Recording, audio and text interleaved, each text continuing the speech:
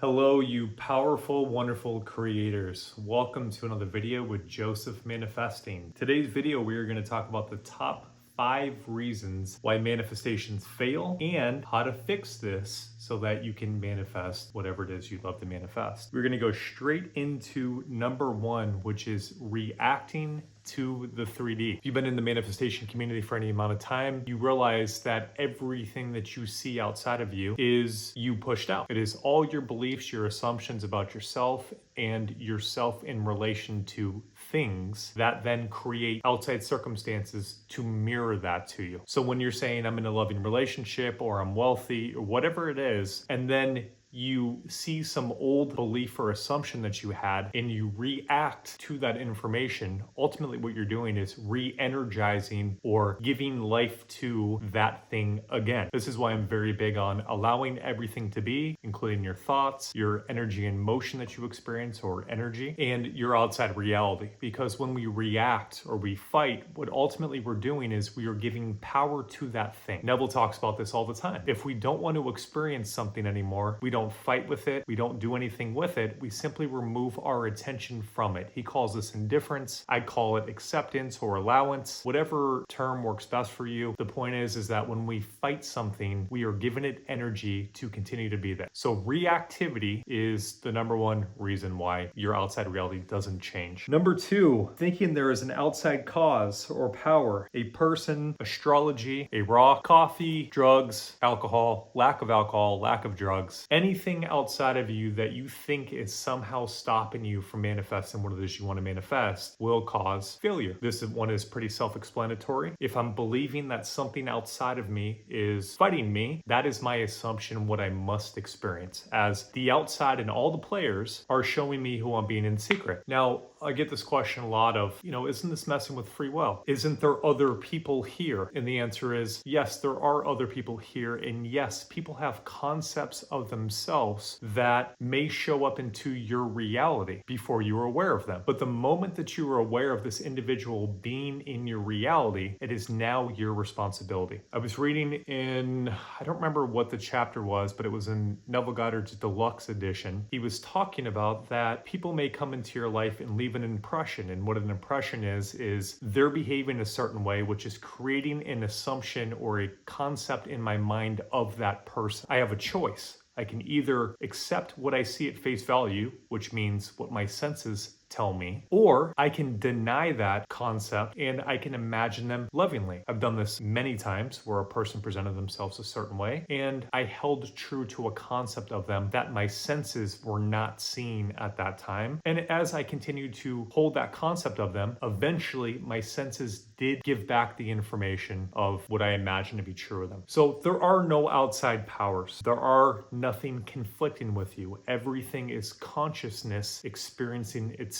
That's it. There's many players and it seems as though we're wrapped up in this web of separation, but I assure you that there is God playing all roles and you are the sole cause in your life. Number 3, rehashing old circumstances. Many times when people are manifesting SP, I'll be in a coaching session. In the whole coaching session, they will be discussing how the person does this, or the person did this, or the person did this, or the person did this. And when I say, how would you love them to be and live in this reality? Many will get caught up in this old circumstance. Well, it's not possible because this happened back in 1999. Well, it's not possible because geographically this is happening. Well, it's not possible because of this situation, so on and so forth. There is rehashing and continuously thinking about past circumstances. I shared this in my video using a broken vase as the idea. The version you experienced of the person was representing the state that you were internally identified with. This person then behaved in this way. So if we continue to identify with the person being this way, we are continuing to identify with the state of consciousness where that person has to behave that way. They have to. If I am the sole cause, my mind is the mind of God, how could anything change if I do not change? How could I have a new experience if I'm not renewed in the spirit of my mind? I have to change. I have to be renewed in the spirit of my mind. And that means disciplining myself, disciplining my mind, only choosing thoughts that serve me, only choosing thoughts that I love, denying the evidence of the senses, denying any facts that my senses may tell me. This is the only way to change how we experience somebody, is by changing myself. And if I do not change my inner talking, how could it change? There is no other cause. And so I have to decide to forgive myself for accepting impressions of another and resolve to no longer do so.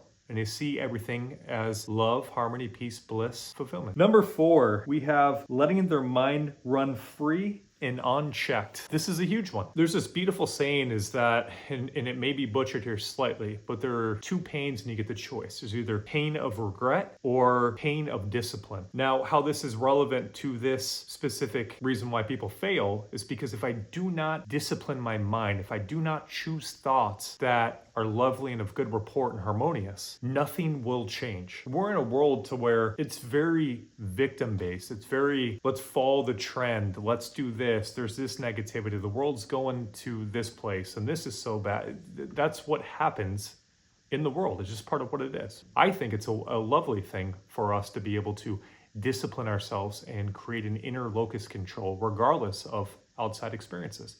In fact, if we want to be successful, or we want to create the life that we desire, it is a prerequisite for us creating what we want to create. And so it's disciplining the mind. Does that necessarily mean that it's going to be easy? Well, depends on how you look at it. If you undiscipline your mind, you will continue to experience what you don't love. You'll continue to have emotional turmoil. You'll continue to want, which is not a fun state to be in. You'll continue to experience things that cause you pain, hurt your heart. This is all being done by you. Or you can discipline yourself and only choose loving thoughts, which may seem challenging because the mind may be filled with a bunch of untrue beliefs that you've identified with in the past, and the mind is just running free. So sure, that may be challenging or painful on some level, but the payoff is you become who you desire to be. You manifest what you love to manifest. You manifest your SP, your business, the money that you desire. And so it's really choosing, what pain do you want? I highly recommend choosing the one where you discipline the mind, as this is in your highest good and serves you. Number 5, checking the 3D. This kind of goes hand in hand with, am I doing my techniques right? Doing this to get something. Now, obviously you're manifesting to get something outside because you love it, and that's wonderful. But when doing this,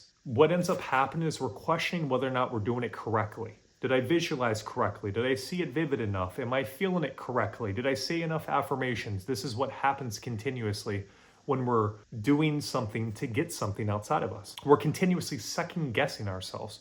The reality is this: you are the cause. The moment that you have an assumption of being a certain way, it is that way. The only challenge that may be presented is that untrue beliefs may arise in the mind, or past circumstances may arise in the mind. And many get sidetracked with identifying with those 2 things and then continuously to experience a loop. Many people have this loop, hot and cold behavior with SP, over and over and over and over again. Gain some money in their business and then lose their money in their business. This is because they are not completely swayed to only thinking a certain way, regardless of appearances, and staying committed to this. So when we do these manifestation techniques or affirmations or visualizations, then it's best to do it for the purpose of, let me experience this because I love this. Let me think this because I love this. Let me imagine this because I love this. Yes, you get the manifestation as a byproduct, but I really found the most fundamental and easy way to do this is to almost pretend as though the outside world does not even exist. Become completely oblivious to it. Do these techniques and think these thoughts and these affirmations and visualize living in your inner world, convincing yourself that that's the way that it is, because that's what you did before you knew that your thoughts created your outside reality. You weren't paying attention if your inner conversations when you were talking to yourself about something was changing outside, but it did. And so we're just going back to that. All we're doing now is consciously choosing thoughts, consciously choosing visualization, consciously choosing affirmations, consciously choosing to script. That's the only difference. It still goes though that we're not doing it to get this outside thing. We're doing it to convince ourselves, intently thinking about this subject or our experience that we're manifesting. All right, guys. Well, that is the top 5 reasons why manifestations fail, and how to fix it immediately, so then that way you can manifest what it is that you desire to manifest. One last thing, if you catch yourself feeling stressed or like you're forcing it or you're in emotional turmoil, this is usually a sign that you are trying to make it so, or that you're fighting with something or trying to control something. This isn't a fighting or controlling or forcing thing that will cause failure. It is a surrendering. The kingdom of heaven is within you. All states exist within you now. All you're doing is surrendering to the state that you would love to experience instead of the one that your senses showed you experienced before. And so you surrender to it. Surrender to being the business owner, to being in that loving relationship. Whatever the state is that you desire, surrender to it. It exists now internally within you. Just surrender to it being that way. Again, what could say that it doesn't exist? What says that it isn't that way now? Only if you were to listen to your mind that will bring up past experiences, and only if you have any untrue beliefs that you identify with. These are the only two things. Nothing outside of you can stop this from happening. Guys, thanks so much for watching. Happy Thanksgiving to everybody. I pray that your day is filled with many blessings and love and lovely experiences in your life. If you're interested in one-on-one coaching, you can reach me at josephmanifesting.com. I'll put it in the comment section if you're interested. Thanks so much for watching, guys.